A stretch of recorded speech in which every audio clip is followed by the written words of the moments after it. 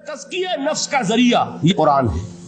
سینوں میں جو روگ ہیں، حب دنیا، حب مال، حب شہرت، حب اقتدار، جس کو کہ ایڈلر کہتا ہے دی ارج ٹو ڈومینیٹ، میرا غلبہ ہو، میرا تسلط ہو، میں نمایاں ہو جاؤں، میری حکومت بن جائے، اختیار میرے ہاتھ میں آ جائے، دی ارج ٹو ڈومینیٹ. یہ ساری ارجز ہیں ہماری در حقیقت جس سے فساد رونما ہے. یہ حب مال ہے جس کی وجہ سے ہمارے اندر تنافس ہے. الہاکم التکاثر حتی زرتم المقابر. یہ کثرت اور بہتات کی طلب تمہیں غافل کیے رکھتی ہے یہاں تک کہ قبروں تک جا پہنچتے ہو. آنکھ انسان کی کھل نہیں پاتی. جس کے پاس 10 نسلوں کے لیے کھانے کو موجود ہے، اس کی بھی حرص جو ہے اور مزید کا لالچ جو ہے وہ ختم نہیں ہوتا. یہ چیزیں ہیں اصل روگ. ان دلوں کے روگوں کا اور سینوں کے اندر کے ان امراض کا علاج قرآن. رضی اللہ تعالیٰ عنہ سے بھی ایک حدیث مروی ہے، لیکن اس کا متن مجھے یاد نہیں تھا. مفہوم اس کا یہ ہے کہ جس شخص کو اللہ نے قرآن جیسی دولت دی ہو اور پھر بھی کبھی اس کے دل میں یہ خیال آئے کہ اللہ نے اپنے کسی اور بندے کو کوئی زیادہ بڑی نعمت دی ہے، اس نے قرآن کی ناقدری کی. کسی ملینئر کو دیکھ کر اور بلینئر کو دیکھ کر، کسی کا بہت بڑا محل دیکھ کر اگر تمہارے دل میں یہ خیال آیا کہ یہ دولت بڑی ہے اس دولت سے جو تمہارے پاس ہے قرآن کی، تو تم قرآن کی قدر و قیمت سے واقف نہیں. تمہیں معلوم کیا کہ یہ کتنی بڑی دولت ہے. یہ در حقیقت شرح ہے انہی الفاظ قرآنی کی کہ فَبِذَلِكَ فَلْيَفْرَحُوا هُوَ خَيْرٌ مِّمَّا يَجْمَعُونَ. جو کچھ دنیا جمع کرتی ہے، جن کو قیمتی اشیاء سمجھ کر لوگ جمع کرتے ہیں، ان سے کہیں بڑھ کر قیمتی یہ قرآن ہے. تو حضرت فرماتے ہیں قال رسول اللہ صلی اللہ علیہ وسلم ان اللہ یرفع بہذا الکتاب اقواما ویضع بہ آخرین.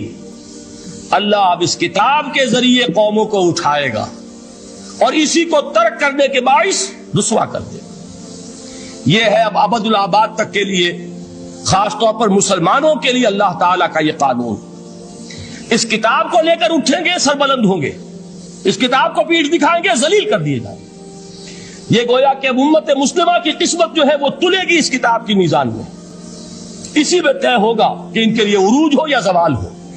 اسی کو وہ جواب شکوہ میں علامہ اقبال نے سادہ ترین الفاظ میں کہا تھا، وہ زمانے میں معزز تھے مسلمان ہو کر اور تم خار ہوئے تاریک قرآن ہو کر. فارسی میں اسی کو مفہوم کو جو ادا کیا ہے جس خوبصورتی سے، اس کا تو جواب نہیں ہے کہ اے مسلمان خار از مہجوری قرآن شدی، تم جو ذلیل و خار ہو گئے ہو دنیا میں. ایک سوال شاعر نے کبھی کیا تھا نا، بڑا پیارا سوال تھا، ہے آج کیوں ذلیل کہ کل تک نہ تھی پسند گستاخی فرشتہ ہماری جناب. بڑا پیارا سوال ہے.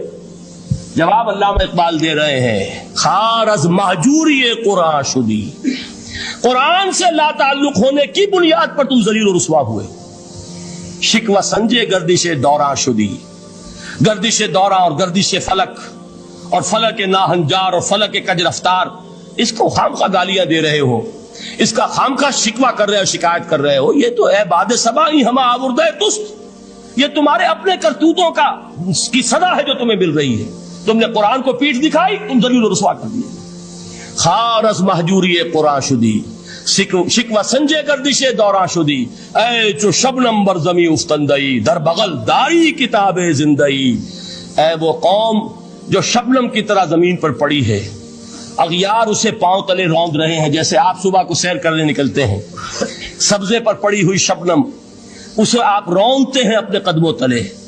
اے امت محمد، آج تو دنیا کی قوموں کے سامنے اسی طرح پابال ہے، سرنگوں ہے، لیکن ہوش میں آ کہ تیری بغل میں وہ کتاب زندہ موجود ہے.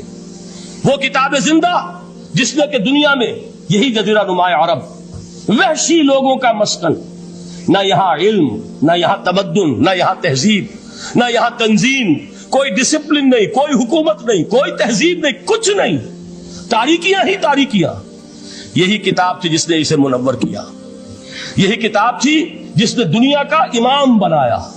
یہی کتاب تھی جس نے دنیا کا معلم بنایا. یہ حق وزحق الباطل ان الباطل کان زہوقا. تو اللہ تعالی اس کتاب کو اب میزان بنا چکے ہیں. وبالحق انزلناہ وبالحق نزل. یہ قرآن حق کے ساتھ نازل ہوا ہے، فیصلہ کن کتاب ہے.